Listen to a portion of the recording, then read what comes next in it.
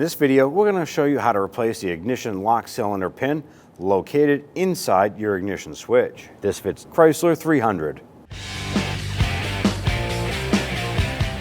Now we're going to disconnect your battery. We're going to go ahead and open up the trunk lid. I'm going to go ahead and lift up the spare tire cover area here, and that's going to expose our battery on the passenger side rear of the vehicle. We're going to use our 10mm wrench, and we're going to loosen the nut on our ground terminal here.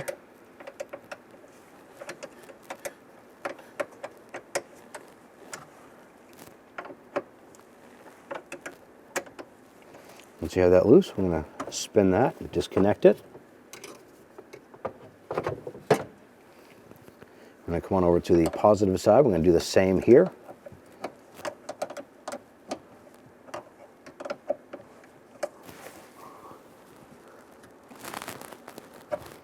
I'm going to disconnect that, set that aside.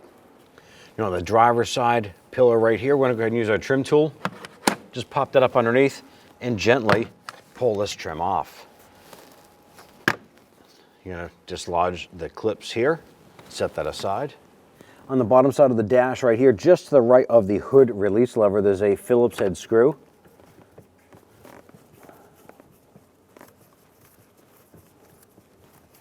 I'm going to go ahead, loosen and remove that screw. There's one more screw up on the upper left-hand side.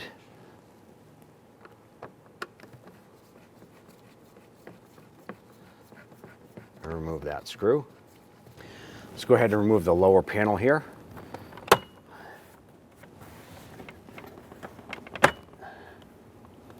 Pop that here.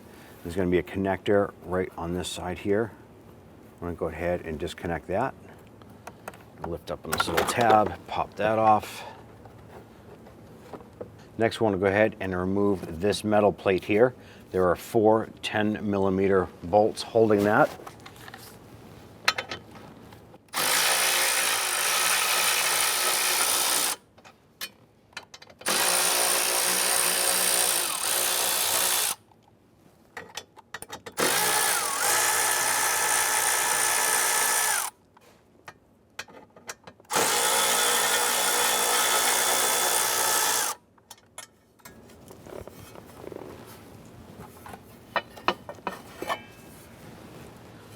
Slide that plate off and set it aside.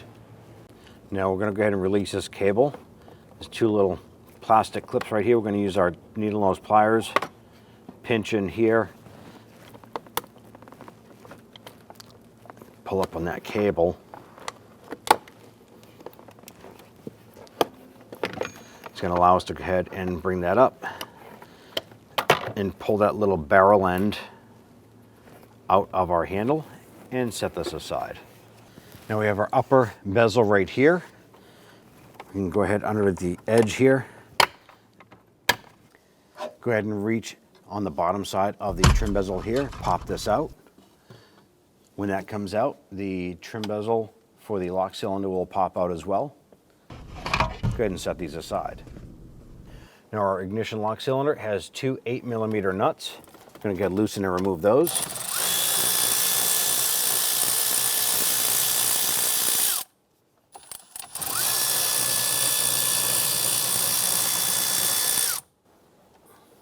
With those 2 nuts removed, we have one last one on the bottom.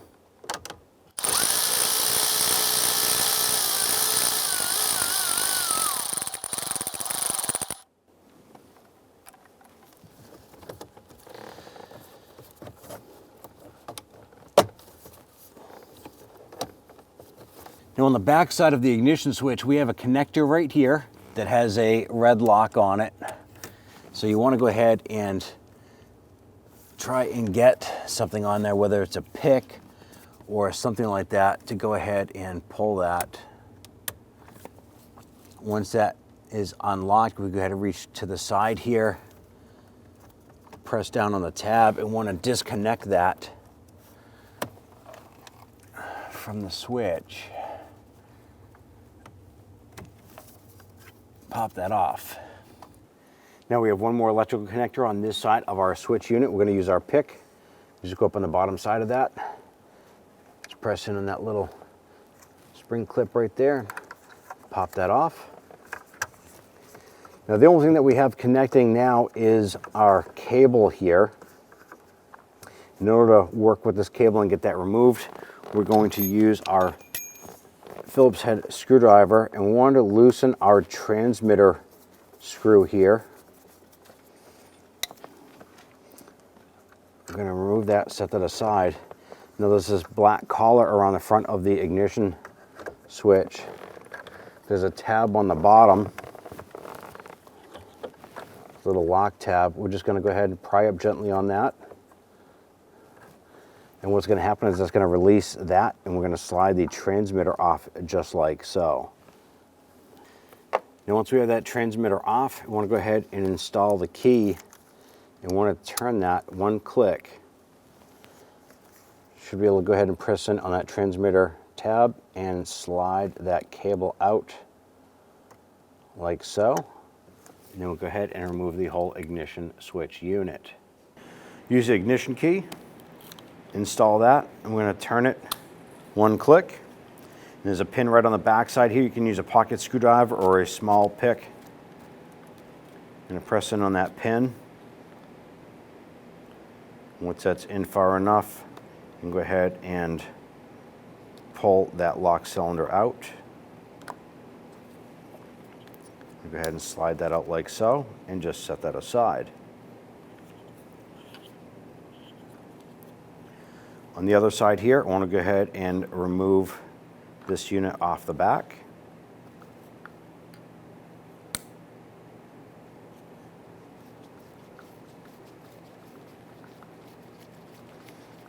I want to go ahead and use the appropriate Torx bit for this. And on the top, I'm going to do the same for this unit.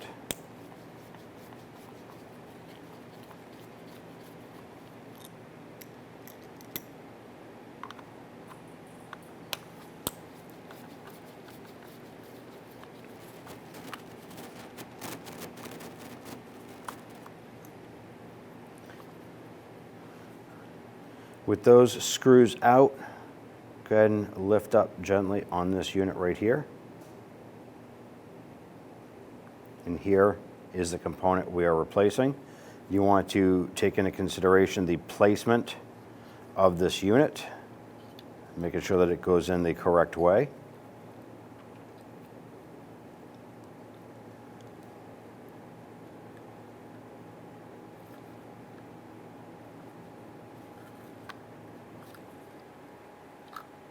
Go ahead and slide that out.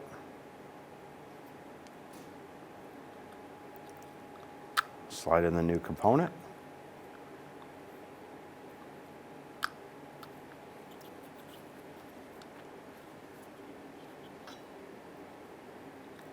Reinstall back into the housing.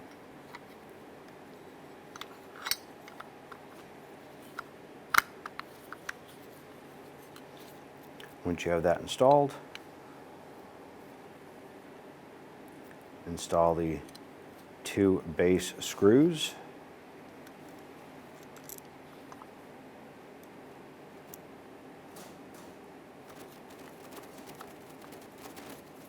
Just going to get that one started. Get the one started on the other side here. And we'll go ahead and snug those down. Once that screw bottoms out, just give it a little bit more. It doesn't have to be super tight. You want to just make sure that that's snug. Then we have the screw on the back side here. It's the longer of the 3.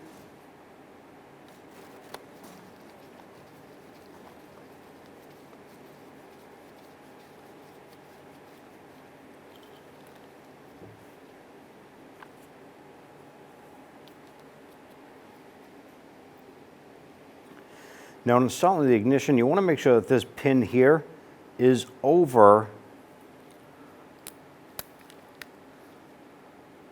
right in the middle. So you're going to have this notch, you're going to have your pin, and then there's the other ramp right here. So you want to have that in the middle. That's going to help you line this up, and it's going to release the spring lock here.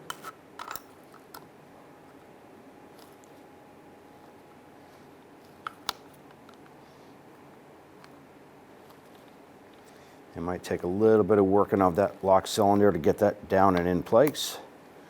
Now you can see that that tab is sprung in. Go ahead and turn the key back and remove your ignition.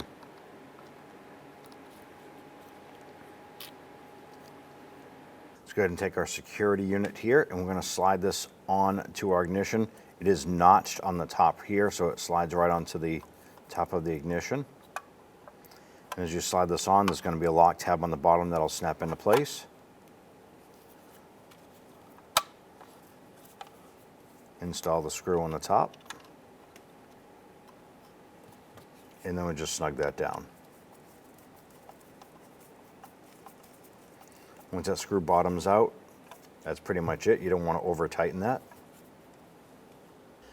Let's go ahead and install our components here.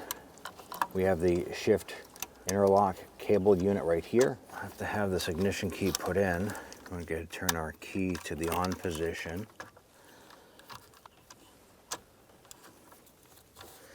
Once that shift interlock cable is installed, we can go ahead and turn that key back to the lock position, and that'll actually lock our shift interlock cable into the unit.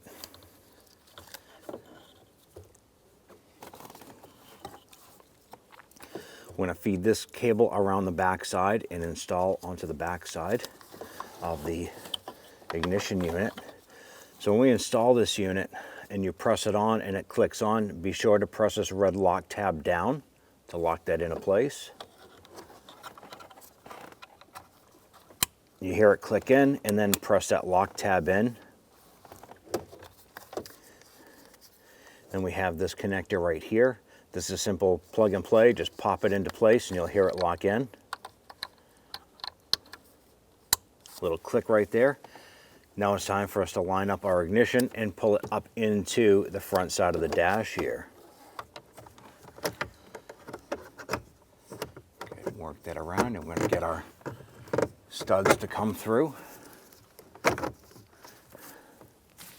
Once that's in place, let's go ahead and start installing the 3 nuts to secure this in place. There's that one there on the bottom. Get the upper right.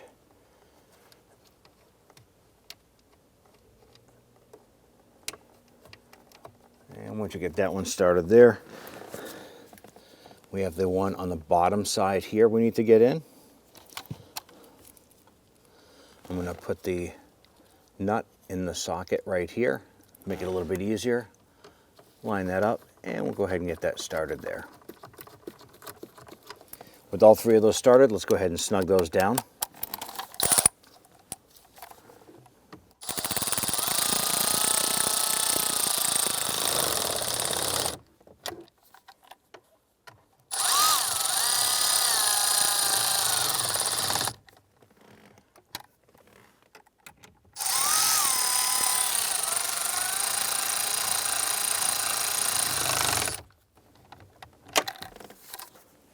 Now at this point here, let's go ahead and reconnect our battery.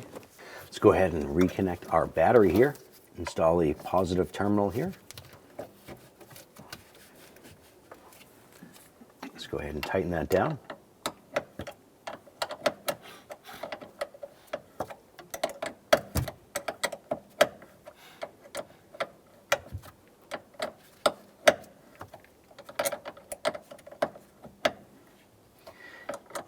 And once you have that good and tight, go ahead and install your ground terminal. We'll do the same for this.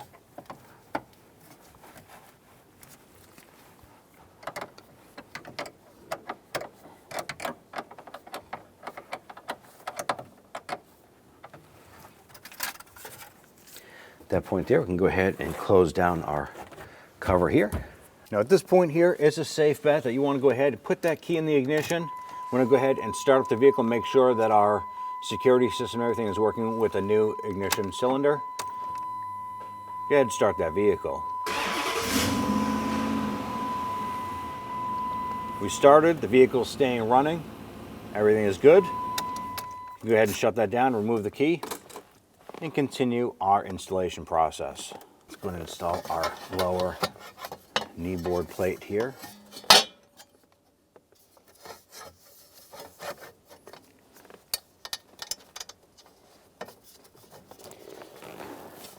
We're just going to go ahead and get the screws started here. Once they're all installed, we'll come on back and tighten them all down.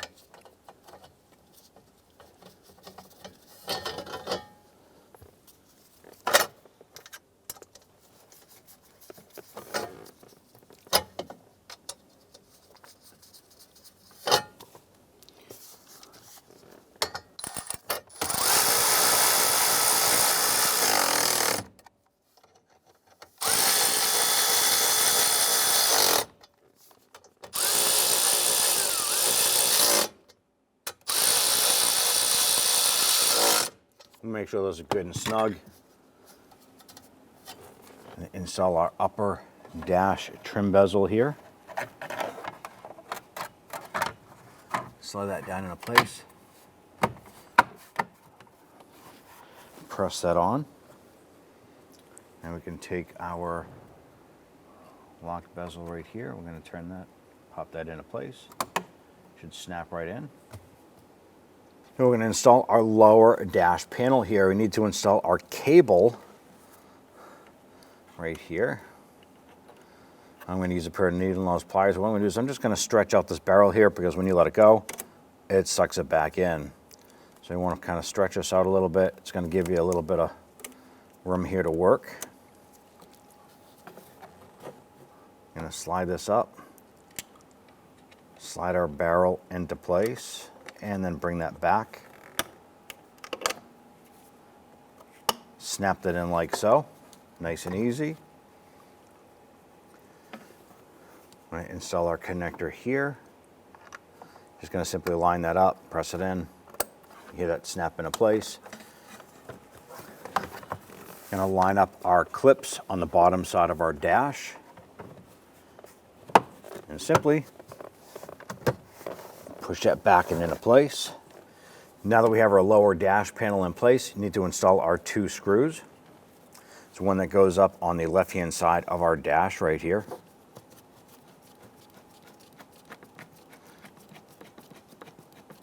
We'll snug that down. And then we have one on the bottom, just to the right of the hood release.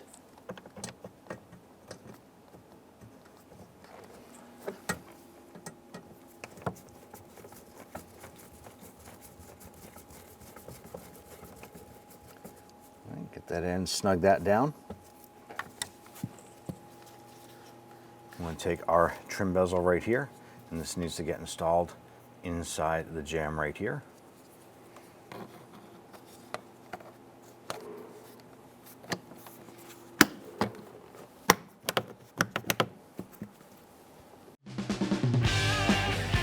When only the best will do, demand TRQ.